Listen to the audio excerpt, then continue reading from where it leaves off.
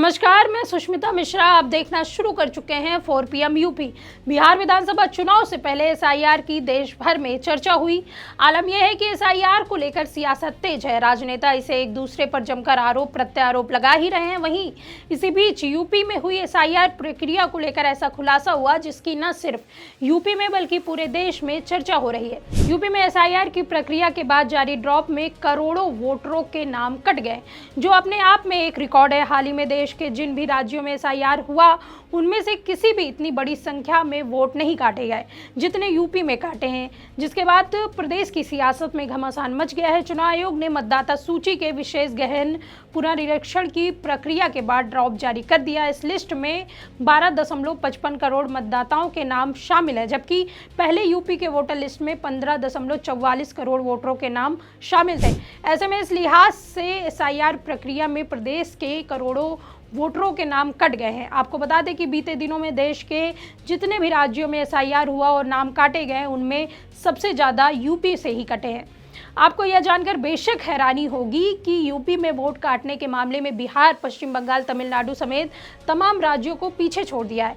सामने आए आंकड़ों के मुताबिक यूपी में 27 अक्टूबर 2025 तक 15.44 करोड़ वोटर थे। एसआईआर में इस राज्य से करोड़ों वोटरों के नाम काट दिए गए। वहीं मध्य प्रदेश में 5.74 करोड़ वोटर थे, लेकिन एसआईआर में 42 करोड़ 47 लाख वोटरों के नाम काट दिए गए।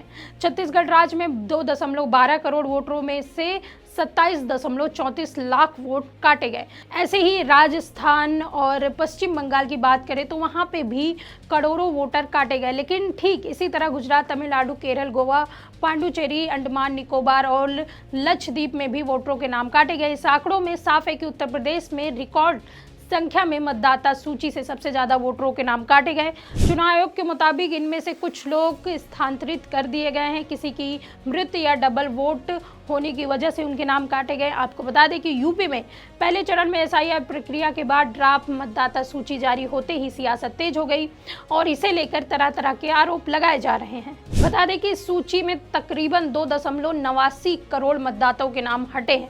यूपी के इन 5 मुस्लिम बाहुल इलाके में कुल 28 विधानसभा सीटें आती हैं, जिसमें 222 में हुए विधानसभा चुनाव में बीजेपी के नेतृत्व वाली एनडीए गठबंधन ने 11 सीटों पर जीत दर्ज की थी, जबकि सपा गठबंधन को 17 सीटों पर जीत हासिल हुई थी। इस लिस्ट में जिन जिलों में बड़ी संख्या में वोटरों के नाम काटे गए उनमें सहारनपुर समेत मुस्लिम बाहुल जिले में शामिल है, जहां 15-19% तक वोट कट गए हैं, जिसके बाद प्रदेश की सियासत गर्मा गई है। यूपी में एसआईआर ड्रॉप लिस्ट जारी होने के बाद इस तरह के आरोप लग रहे हैं कि मुस्लिम बाहुल इलाके में बड़ी संख्या में मतदाताओं के नाम वोटर लिस्ट से हटाए गए हैं। प्रदेश के 5 प्रमुख मुस्लिम बाहुल जिले मुरादाबाद, सहारनपुर, मुजफ्फरनगर, रामपुर और संभल में 15 से 19% तक वोट काटे गए हैं।